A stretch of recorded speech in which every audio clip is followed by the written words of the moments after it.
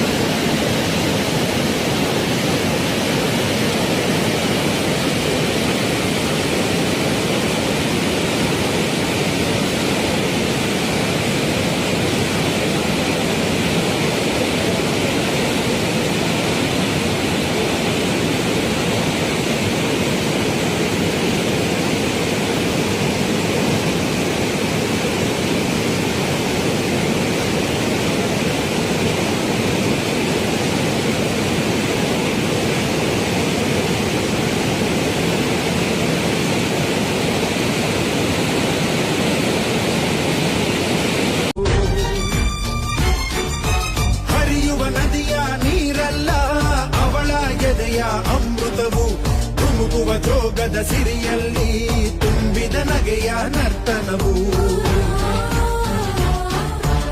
ಈ ನಾಡ ಶ್ರೀಗಂಧ ಕನ್ನಡಾಂಬೆಯ ಮಾಂಗಲ್ಯ ಕೋಲಾರ ಕೈವಾರ ಎನ್ನೈ ಬನ್ನಲಿ ಮಡಿದರು ಹೆಮ್ಮೆಯೇ ಕನ್ನಡ ಮಣ್ಣಲಿ ಧರ್ಮದ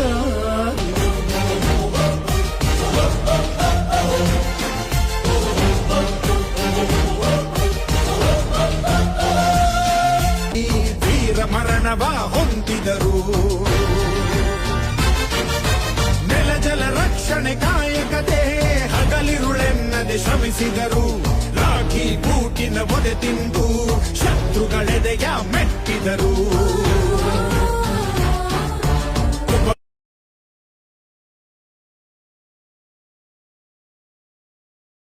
ಈ ವೀರ ಮರಣವ ಹೊಂದಿದರು. ಜಲ ರಕ್ಷಣೆ ಕಾಯಕತೆ ಹಗಲಿರುಳೆನ್ನದೆ ಶ್ರಮಿಸಿದರು. ರಾಖಿ ಬೂಟಿನ ಒದೆ ತಿಂದು ಶತ್ರುಗಳೆದೆಯ ಮೆಟ್ಟಿದರು.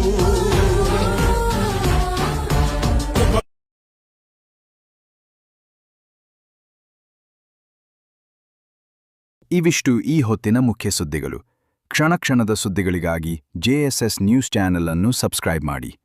ನೋಡ್ತಾ ಇರಿ JS